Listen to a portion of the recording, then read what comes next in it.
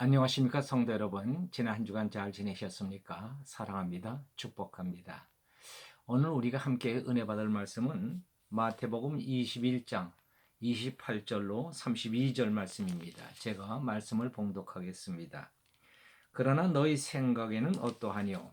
한 사람이 두 아들이 있는데 맏아들에게 가서 이르되 오늘 포도원에 가서 일하라 하니 대답하여 가로되 아버지여 가겠소이다 하더니 가지 아니하고 둘째 아들에게 가서 또 이같이 말하니 대답하여 가로되 실소이다 하더니 그 후에 뉘우치고 갔으니 그 둘 중에 누가 아비의 뜻대로 하였느냐 가로되 둘째 아들이니이다. 예수께서 저에게 이르시되 내가 진실로 너에게 이르노니 세리들과 창기들이 너희보다 먼저 하나님의 나라에 들어가리라. 요한이 의의 도로 너에게 왔거늘 너희는 저를 믿지 아니하였으되 세리와 창기는 믿었으며 너희는 이것을 보고도 종시 뉘우쳐 믿지 아니하였도다. 아멘. 자, 오늘 본문의 말씀을 보면은 어느 사람에게 두 아들이 있었습니다. 그 사람이 맏아들에게 얘야 오늘 포도원에 가서 일하라 했더니 그 아들이 아버지 가겠습니다 해놓고는 가지 않았다는 겁니다. 그래서 또 둘째 아들에게 가서 똑같이 말했더니 그 아들이 대답하기를 싫습니다 하더니 나중에 뉘우치고 갔더라는 이야기입니다. 그러면서 예수님이 물으시기를 두 아들 중에 누가 아버지 뜻대로 했느냐 하고 물으셨습니다. 그러자 제자들이 둘째 아들입니다라고 대답을 했습니다. 자, 이 이야기는 누구의 이야기입니까? 영의 아버지인 하나님의 이야기요. 또 하나님의 자녀인 우리들의 이야기입니다. 우리가 하나님 앞에 이런 자녀들이라는 것입니다. 말로는 아멘 해놓고는 언제 그러냐는 식으로 말씀에 불순종합니다. 그런가 하면은 아버지 면전에서 아버지 말씀 싫습니다 하고 말씀을 거부하는 그런 자녀들이라고 하는 것입니다. 자식이 아니라면 인연을 끊어버리고 쉽지만은 그러나 자식이 어쩔 수 없이 참고 품고 달래면서 데리고 삽니다. 저 맏아들을 한번 생각해 보겠습니다. 아버지 앞에서는 예 해놓고는 그 말을 불순종하는 그 아들은 도대체 어떤 아들입니까? 겉과 속이 다른 사람입니다. 말로는 하겠다고 해놓고 하지 않았습니다. 겉으로는 하겠다고 했지만 속으로는 애시당초 할 마음이 없는 사람입니다. 겉으로는 예의 바른 사람처럼 보입니다. 누가 묻는다면 이렇게 대답할 것입니다. 노인의 마음을 섭섭하게 드릴 수가 없어서 예라고 했습니다. 립 서비스 해드린 거죠. 예를 지킨 것처럼 보이지만은 진정 아버지를 존경하는 예의는 없습니다. 효자같이 보이지만 효자가 아닙니다. 우리의 신앙도 이와 같은 사람들이 있다는 것입니다. 말씀 앞에서는 아멘 아멘 해놓고 무엇을 아멘 했는지 까맣게 잊어버리는 사람들이 있습니다. 예배를 마치고 나면은 말씀도 같이 빠이빠이 합니다. 왜 이런 신자들이 됩니까? 첫째는 하나님을 경외하는 마음이 없기 때문입니다. 사람이 중요한 사람의 말을 들을 때는 주의 깊게 듣습니다. 집중해서 듣습니다. 중요하지 않는 사람이라고 생각되면 그 말을 가볍게 듣습니다. 겉으로 듣습니다. 겉으로 듣는 말은 기억에 남는 것이 없습니다. 하나님의 말씀이 기억나지 않는다는 것은 그만큼 하나님의 말씀을 중요하게 여기지 않았다는 증거입니다. 여러분 하나님 입장에서 생각해 보십시오. 얼마나 기분 나쁜 일입니까? 언젠가 아내에게 혼난 적이 있습니다. 자기를 우습게 여긴다는 거예요. 그래서 내가 당신을 우습게 여긴 적이 없습니다 라고 얘기를 했더니 그럼 왜 자기 말을 우습게 여기냐는 거예요. 그래서 나는 당신의 말을 우습게 여긴 적이 없습니다 하고 얘기를 했더니 자기 말을 우습게 여기지 않았다면 어찌 자기 말을 그렇게 까맣게 잊어버리냐는 겁니다. 그래서 상대의 말을 잊는다는 것은 결국 상대를 우습게 여기는 것이요. 또 상대를 가볍게 여기는 것은 결국 그를 굉장히 기분 나쁘게 한다는 사실을 알게 되었습니다. 여러분, 하나님이 우스운 분입니까? 그분의 말씀을 건너머 들어도 될 만큼 그분은 하찮은 분입니까? 결국 말씀을 불순종한 까닭은 그 마음에 하나님을 경외하는 마음이 없다는 것을 증명하는 것입니다. 둘째로 아버지의 말씀을 불순종한 것은 애시당초 순종할 마음이 없었기 때문입니다. 말씀 앞에 순종할 마음이 없었던 것입니다. 아들 속에는 내 인생은 내 것이라는 의식이 있었습니다. 아버지가 뭐라고 하시든 내 인생은 내 거야. 아버지가 오늘 포도원에 가서 일하라 하지만 나는 포도보다 더 중요한 일이 있어. 나는 그 일을 해야 해. 아버지가 중요하게 여기는 것과 아들이 중요하게 여기는 것이 다릅니다.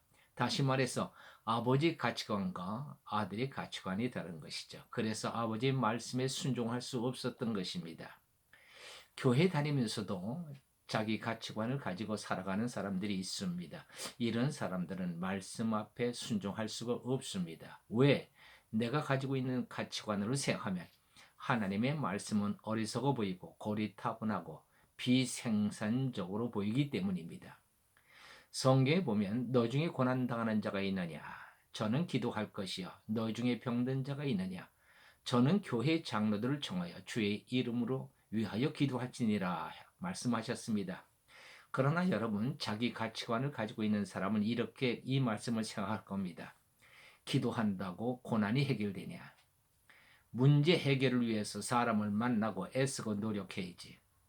병들었으면 병원을 찾아가야 한다. 가야지. 기도한다고 낫느냐? 이런 생각을 할 것입니다. 주전 722년, 지금으로부터 한 2700년 전에 아스루라고 하는 큰 나라가 북왕국 이스라엘과 남왕국 유다를 침공했습니다. 북왕국 이스라엘 왕 호세아는 애굽이라는 큰 나라에게로 달려갔습니다. 그동안 이 애굽 나라에 조공을 들여 치러놓았습니다. 그러나 아스루는 이스라엘을 멸망시키고 말았습니다. 애굽이 전혀 도움이 되지 못했습니다. 그러나 남왕국 유다의 히스기야 왕은 하나님 앞에 나가 기도했습니다. 기도를 들으신 하나님께서 천사를 보내 예루살렘을 둘러 진치고 있는 아스루 군사 18만 5천 명을 하루아침에 몰살시켜버렸습니다. 하나님의 가치관을 가지고 사는 사람들은 말씀에 순종하지만 자기 가치관을 가지고 사는 사람은 말씀에 순종하지 않습니다. 누가 지혜롭게 사는 겁니까? 자기 가치관을 고수하고 사는 사람이 지혜롭습니까? 아니면은 하나님의 가치관을 가지고 사는 사람이 지혜롭습니까? 하나님의 사람은 하나님의 가치관을 가지고 살아가야 합니다.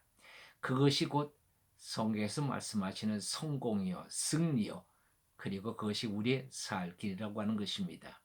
잠언 1장 7절에서 여호와를 경외하는 것이 지식의 근본이오늘 미련한 자는 지혜와 훈계를 멸시한다 이렇게 말씀합니다. 셋째로 말씀에 순종하지 못하는 까닭은 우리에게 믿음이 있을지라도 우리의 체질이 영과 육의 이중 구조로 되어 있기 때문입니다. 하나님을 두려워할 줄도 알고 하나님 말씀으로 살아야 된다는 걸 또 압니다. 그런데 말씀대로 사라지지 않습니다. 그래서 괴롭습니다. 마음이 늘 편치 않습니다. 자, 이런 사람은 예수님 말씀처럼 마음은 원이로되 늘 육신이 약해서 말씀에 순종하지 못하고 살아갑니다. 마음이 원하는 바를 못하고 사니 마음에 만족도 없고 기쁨도 없습니다. 많은 그리스도인들이 이런 모습으로 살아갑니다. 그래서 믿음 생활하면서도 기쁨과 만족이 없습니다. 경건의 능력이 없어서 그렇습니다. 자기를 조절할 수 있는 능력이 없어서 그렇습니다. 자기를 컨트롤할 수 있는 경건의 능력은 사람의 의지만으로는 불가능합니다. 내 육신이 요구하는 것을 우리의 의지가 이겨낼 수가 없습니다. 하나님이 주시는 힘과 능력이 있어야 합니다. 말씀에 순종하는 일은 자기를 포기하는 일이요. 하나님이 주시는 힘과 능력을 받는 일입니다. 그래서 주님은 우리에게 항상 기도에 힘쓰라고 말씀하신 것입니다. 둘째 아들을 생각해 보겠습니다. 둘째 아들은 싫습니다 했다가 뉘우치고 말씀에 순종했다고 합니다. 둘째 아들은 아버지를 생각했습니다. 처음엔 아버지의 말씀을 순종하고 싶지 않았지만 나중에 아버지를 생각했습니다. 이것은 아들이 도리가 아니다. 내가 아버지의 말씀을 불순종하는 것이 얼마나 아버지를 슬프게 하고 실망시키는가 하는 것을 깨닫게 된 것입니다. 그래서 둘째 아들은 회개하고 아버지 말씀대로 포도원으로 들어갔습니다. 하나님은 뉘우쳐 회개하는 자를 기뻐하십니다. 자기 길을 버리고 아버지 말씀으로 돌아오는 자를 기뻐하십니다. 자기 생각을 버리고 아버지 말씀으로 들어오라. 이렇게 말씀합니다. 이사야 55장 6절로 7절에서 너희는 여호와를 만날 만한 때에 찾으라. 가까이 계실 때 그를 부르라. 악인이 그 길을 불의한 자는 그 생각을 버리고 여호와께 돌아오라. 그리하면 그가 긍휼히 여기시리라. 우리 하나님께 나오라. 그가 널리 용서하시리라고 말씀합니다. 여기 죄인들은 이렇게 하나님께 돌아왔습니다. 그들은 회개하고 돌아왔습니다. 그러나 자기를 의롭게 여기는 바리새인들은 말씀 앞에서는 이해하면서도 아버지께는 순종하지 않았습니다. 하나님의 축복은 말씀으로 돌아온 자들의 차지가 되는 것입니다. 그들의 신분이 무엇인지, 그들이 어떻게 살아내는지 중요한 것이 아닙니다. 회개하고 말씀으로 돌아오는 것이 중요한 것입니다. 그런 사람이 하나님의 사랑과 축복을 누릴 수 있게 되는 것입니다. 기도하십시다. 할렐루야. 하나님 아버지 감사합니다. 한 아버지 앞에서 이해하고는 말씀에 순종하지 않는 자들이 있습니다. 오늘날도 우리가 말씀 앞에서는 이해하지만 그러나 말씀과 관계없이 살아가는 그와 같은 삶을 살아가는 사람들이 얼마나 많습니까? 하나님 아버지, 우리 안에 하나님을 경외하는 믿음이 없기에 또 우리의 생각이 너무나 강해서 때로는 알고는 있지만 말씀을 알고는 있지만은 내 안에 그것을 행할 수 있는 능력이 없어서 그리 살지 못하는 경우들이 있는 줄 압니다. 하나님, 우리의 이 연약함을 불쌍히 여겨 주시옵소서. 항상 기도에 힘쓰라고 하신 주님의 말씀대로 항상 기도에 힘쓰고 말씀을 가지고 살아갈 수 있는 저희들 되게 인도해 주시기를 원합니다. 하나님께서는 뉘우쳐 돌아온 자를 기뻐하시고 그의 모든 죄를 용서하실 뿐만 아니라 그에게 놀라운 은혜와 사랑과 축복을 부어주신 줄 믿사오니 주여 회개하고 돌이키는 자 되게 하시고 하나님의 말씀을 붙잡고 하나님 앞에 돌아설 수 있는 저희들 모두가 되도록 인도해 주시옵소서. 감사하고 우리 주 예수 그리스도의 이름으로 기도하옵나이다. 아멘.